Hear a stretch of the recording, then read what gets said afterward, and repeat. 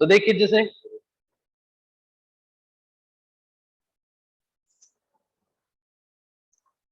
Late polynomial क्या होता है? Polynomial an algebraic expression in which the variables have only non-negative integral powers. non-negative integral powers में मैं जब एक्सप्रेशन आपके सामने लिखूंगा तभी बताता हूं।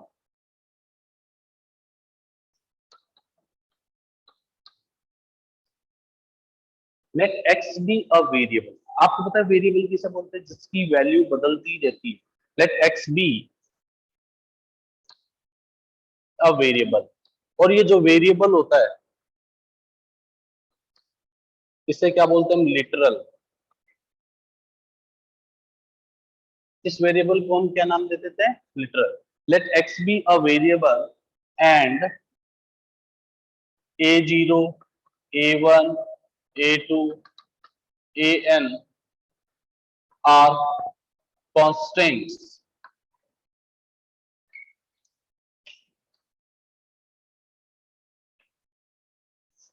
हम क्या कह रहे हैं? मान लो x क्या है? एक वेरिएबल है और a0 a1 a2 a3 an ये सब के सब क्या आते हैं? कॉन्स्टेंट्स होते हैं। तो अब इस एक्सप्रेशन को हम कैसे लिखेंगे वो देखिए।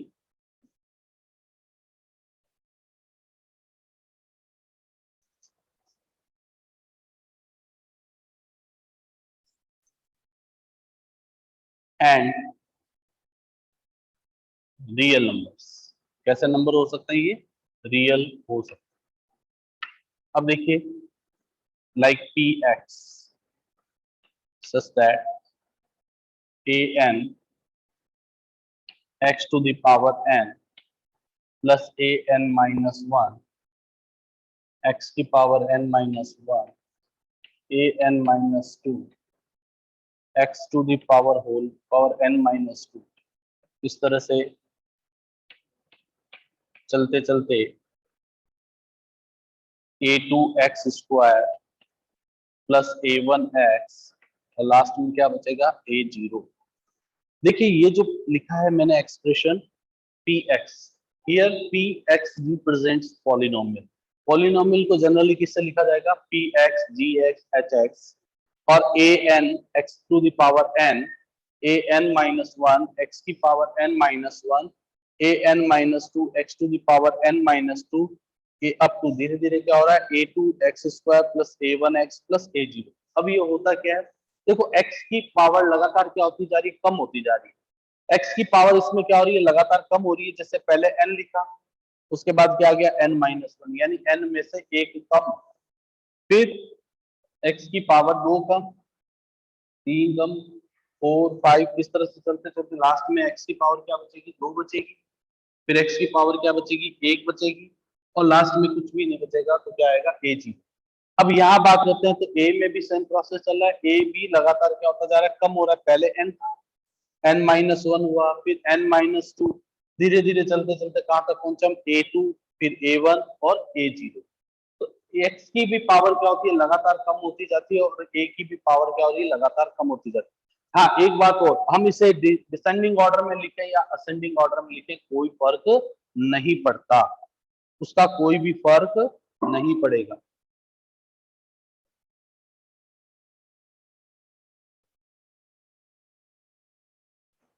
So what is polynomial? An algebraic expression in which the variables have only non-negative integral powers.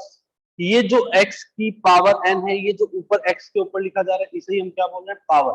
इसका मतलब क्या है? यह पावर जो आ रही है वो पहली बात तो क्या नहीं होनी चाहिए? नेगेटिव नहीं होनी चाहिए। दूसरी बात क्या लिखा है मैंने? इंटीग्रल। क्या लिखा है यहाँ पर? इंटीग्रल का मतलब इंटीजर से। कौन से इंटीजर लेने हैं आपको? पॉजिटिव इंटीजर लेने हैं। इंटीग्रल का मतलब क्या है मेरा? पॉजिटिव इंटीजर्स, जैसे 1 2 3 4 5 6 7, इस तरह से। ये जो an minus 1 an minus 2 a2 a1 a0 ये जो है, ये क्या है? रियल कांस्टेंट, मतलब कांस्टेंट्स हैं और रियल हो सकता है। रियल का मतलब √2 भी हो सकता है, कुछ भी हो सकता है। लेकिन it should be remember, x की जो पावर है वो कैसी होनी चाहिए? पॉजिटिव इंटीजर होनी चाहिए। नॉन नेगेटिव का मतलब पॉजिटिव, इंटीग्रल का मतलब क्या होता है? इंटीजर। तो ये कैसी होनी चाहिए, हमारे पॉजिटिव इंटीजर होनी चाहिए। तो पॉलिनोमियल इज रिप्रेजेंटेड बाय, कुछ बातें नोट करके लिखेंगे हम।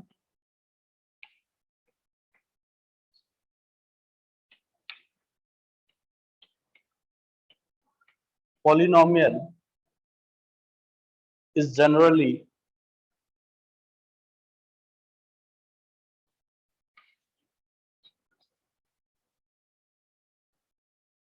written by, most important topic है ये, P X, G X, H X, F X etcetera. Polynomial को जनरली हम किससे रिप्रेजेंट करेंगे, P X, G X, H X और एफ एक्स, ये कॉमनली यूज की जाती है टर्म्स। दूसरी बात,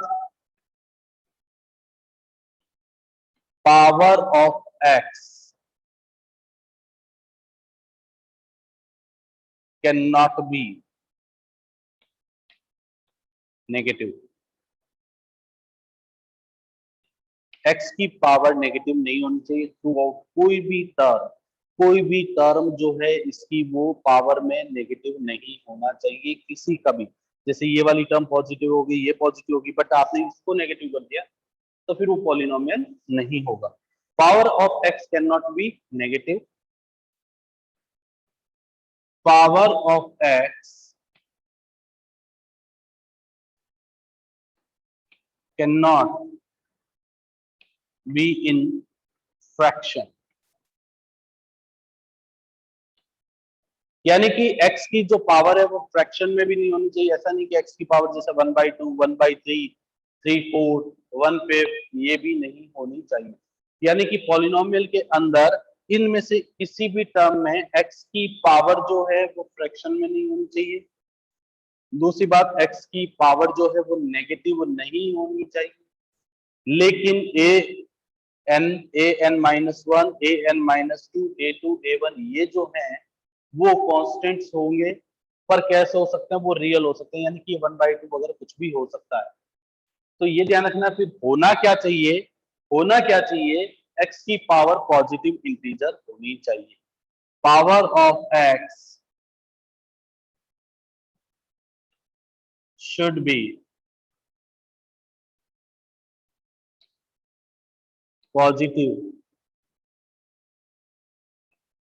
इंटीजर्स।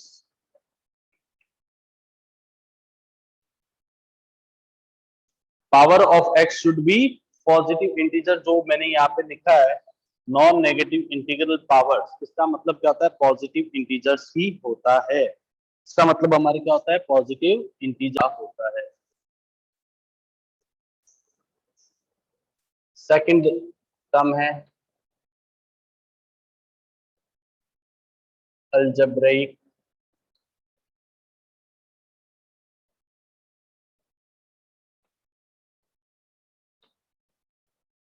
एक्सप्रेशन। अलजेब्रिक एक्सप्रेशन क्या होता है, एक कलेक्शन होता है दो या दो से ज्यादा टर्म्स का, जिसको सेपरेट किया जाता है प्लस और माइनस साइन से। An algebraic expression, an algebraic expression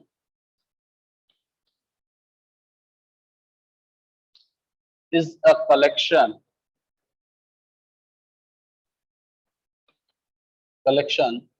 of one or more terms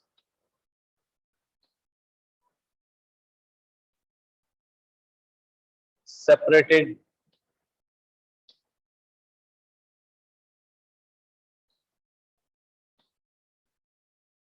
by plus और माइनस। देखिए अभी मैंने आपके सामने बोर्ड पे एक एक्सप्रेशन लिखा था, उसमें बीच में प्लस प्लस प्लस आ रहे, तो हो सकता है किसी किसी टर्म में बीच में माइनस भी हो सकते हैं। तो उनको किससे सेपरेट किया जा सकता है, प्लस और माइनस से। तो उसे ही हम क्या बोलते हैं, N algebraic expression is a collection of terms, collection of terms of one or more is a collection of one और मोर टर्म्स। देखिए इसमें एक वर्ड आ रहा है टर्म्स। मैं क्या कह रहा हूं, एल्जेब्रिक एक्सप्रेशन क्या आता है, एक कलेक्शन होता है जिसमें दो या दो से ज्यादा टर्म्स होती हैं, जिसमें दो या दो से ज्यादा टर्म्स होती हैं, 3 भी हो सकती हैं, 4 भी हो सकती है, 5 भी हो सकती है, 10 भी हो सकती है, 50 भी हो सकती है, 100 भी हो सकती है। लेकिन हमारे लिए सारी पॉसिबल नहीं होता, तो हम क्या करते हैं, उसे डॉट डॉट करके छोड़ देते हैं। तो अब इसमें एक वर्ड आता है टर्म्स। तो अब हमारा क्वेश्चन ये होता है कि व्हाट इज टर्म्स, सर ये टर्म्स क्या होती हैं। अब उस टर्म्स को डिफाइन करते हैं हम, ठीक है, उस टर्म को डिफाइन करते हैं।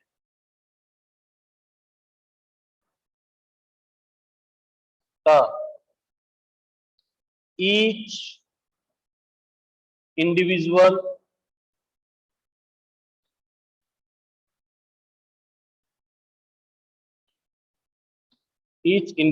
part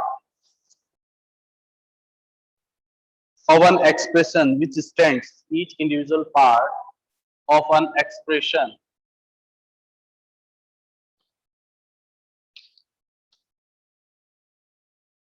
which stands, टर्म क्या होती है, each individual part of an expression which stands alone or connected to each other part which stands alone or connected to other part। जैसे एग्जांपल देखें,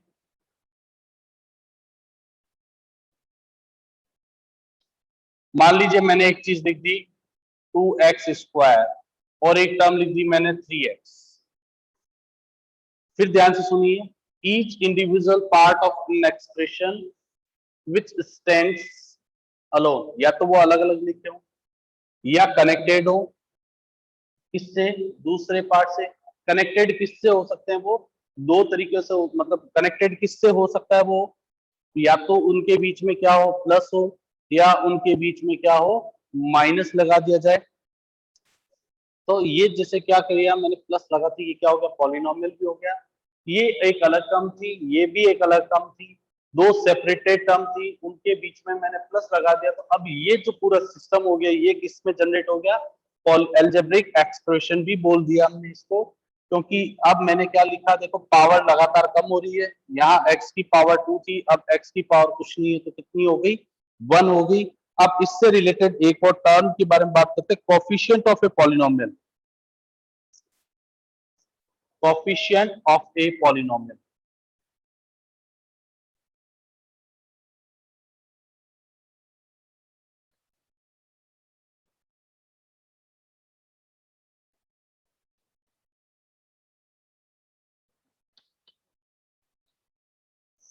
कोफिशिएंट ऑफ ए पॉलिनोमियल क्या होता है वो देखें। कोफिशिएंट ऑफ ए पॉलिनोमियल क्या होता है, जैसे x वेरिएबल के साथ जो टर्म मल्टीप्लाई होती है, वेरिएबल के साथ जो कांस्टेंट मल्टीप्लाई में आता है, उसे ही हम उसका क्या बोलते हैं, कोफिशिएंट। जैसे मैं पूछूं यहाँ x का कोफिशिएंट कितना है, तो 3। फिर मैं बात करूं x स्क्वायर का कोफिशिएंट कितना है, तो 2। It refers to multiplying factor of a variable. क्या हो गया ये, it refers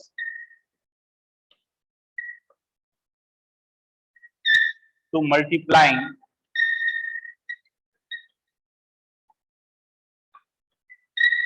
factor of the variable।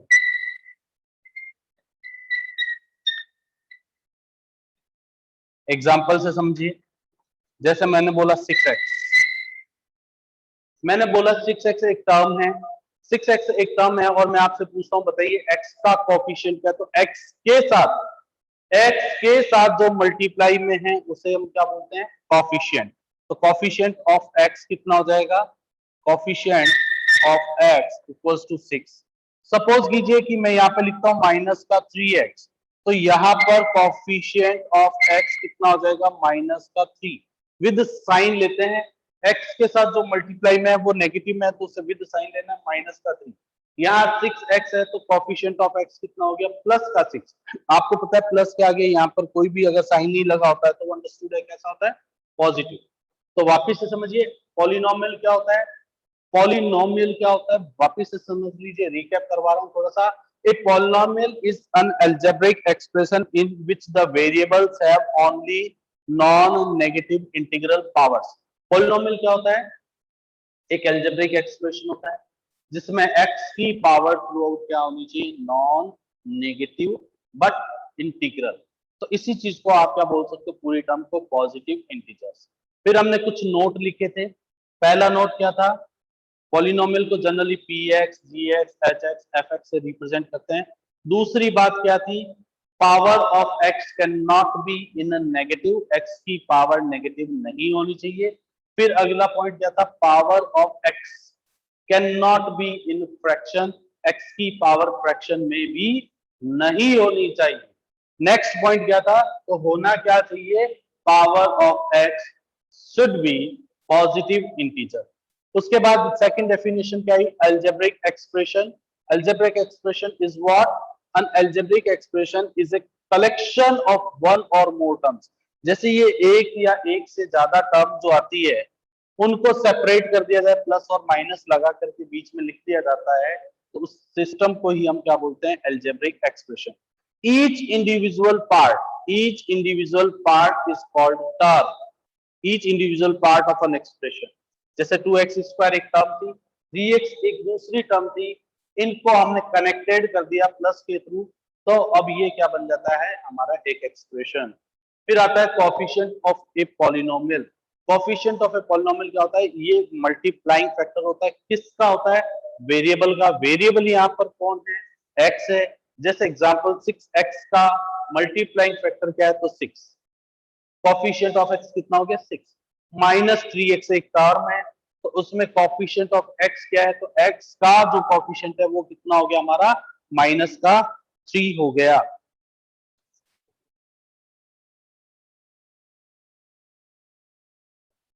अब देखिए जो बच्चे रह गए वो रह गए, पहले मैं आपकी अटेंडेंस ले लेता हूँ, या पहले चलिए डाउट पूछ लेता हूँ। हाँ जी मिस्टर भावांश बोलिए बेटा जी, जल्दी बोलिए mister Bhavansh. Suyash Mehta. Hello sir. हाँ जी बोलो मिस्टर भावांश। सर मैं ये कह रहा था सर, आपकी ना वीडियो से पूरा टाइम ब्लर चली और सर ऑडियो भी क्लियर नहीं आई।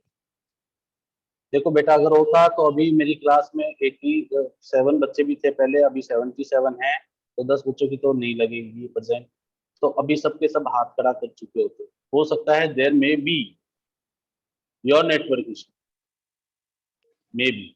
Yes sir. मिस्टर सुयस। Yes, sir.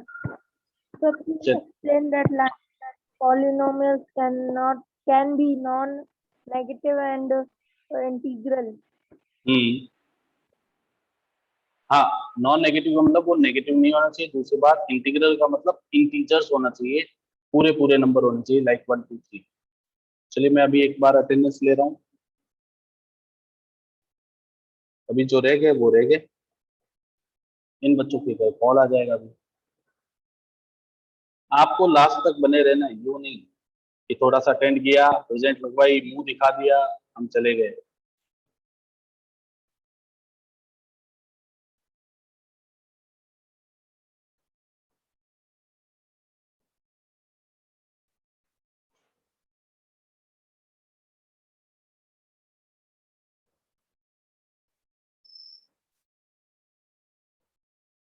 अपना होमवर्क जल्दी से जल्दी सेंड करना शुरू कर दीजिए, बेटा मिनट बस अटेंडेंस होने वाली है।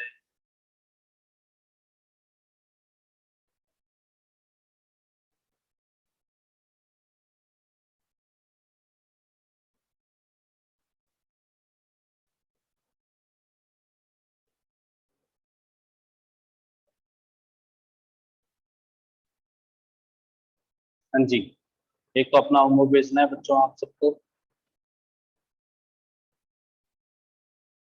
अब किसी को कोई डाउट है पूछ लीजिए, वो क्या आशीष जी को पूछना है। हाँ मिस्टर आशीष बोलो बेटा।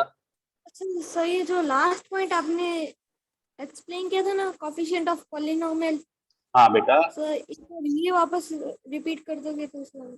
बिल्कुल कर देंगे बेटा जी। जैसे मैंने ये कहा एग्जांपल 6x, इसमें x का कोफिशिएंट क्या है, तो x के साथ जो नंबर मल्टीप्लाई में है वो कौन सा नंबर है, 6, तो इसे ही हम क्या बोलेंगे, कोफिशिएंट ऑफ x। मान लीजिए कि माइनस का 5x स्क्वायर है, मैंने बोला आपको x स्क्वायर का कोफिशिएंट क्या है, x स्क्वायर का कोफिशिएंट क्या है, ये हो गया माइनस का 5। जो भी आगे नंबर मल्टीप्लाई में लिखा होता है वही उसका कोफिशिएंट हो गया। सपोज कीजिए मैं बोलता हूं कि एक्स स्क्वायर ही लिखा हुआ है ओनली, और मैं आपसे पूछता हूँ इसका कोफिशिएंट क्या है, तो इसका आगे कुछ नहीं है, तो फिर हम अज्यूम करेंगे कि 1 है और वही इसका क्या हो जाएगा, कोफिशिएंट हो जाएगा। क्या कहा, x square minus 5x square में एक्स स्क्वायर का कोफिशिएंट कितना है, तो माइनस का 5, और 1x स्क्वायर, भाई एक्स स्क्वायर के आगे कुछ भी मल्टीप्लाई में नहीं है तो उसे हम क्या मानेंगे, 1।